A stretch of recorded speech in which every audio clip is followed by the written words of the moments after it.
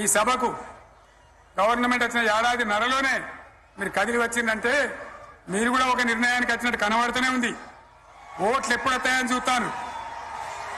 నేను ఇంకో మాట చెప్పాలి, ముఖ్యమైన మాట ఏంటంటే వీళ్ళు అక్కడిక్కడ ఎందుకైనా మీరు లేచొచ్చిండ్రు ఫోటోల కోసమా?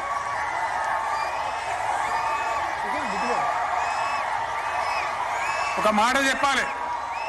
ఏంటి? ప్రభాకర్ రెడ్డి అని మా ఎమ్మెల్యే దుబ్బాక ఎమ్మెల్యే, ఆయనతో ఎవరు హైదరాబాద్లో మాట్లాడితే అన్న ఇంకా 3 ఏళ్ళు భరించాలన్న ఈ గవర్నమెంట్ అని మాట్లాడింది. ఆయన మాట చెప్పిండు విలేకరులు. అలా చూసారా మా గవర్నమెంట్ పడగొడతారట. మేమెందుకు పడగొడతాం రా భయ్? మాకేమైనా కాల్చేరు గులగులో పెట్టినాయా? మేమా కిరికిరి పని చెయ్యం బిడ్డ. మీరే ఉండాలి. ఓట్లు తీసుకున్నారు, చక్కగా పని చేయకపోతే మీ ఈపులు ప్రజలే సాఫ్ చేస్తారు. అంతే కదా? మేము పడగొట్టాం, మీ గవర్నమెంట్ పడగొట్టాం. ఎందుకంటే మీ సంగతి ఏందో మా సంగతి ఏందో ప్రజలకు పూర్తిగా అర్థం కావాలి.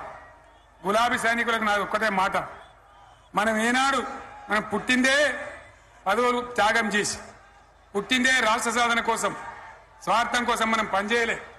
మీ అందరి నాయకులను కార్యకర్తలను నేను కోరేది ఒకటే, తెలంగాణ సమాజం అద్భుతంగా పురోగమించేదాకా మనం పనిచేస్తూనే ఉండాలి.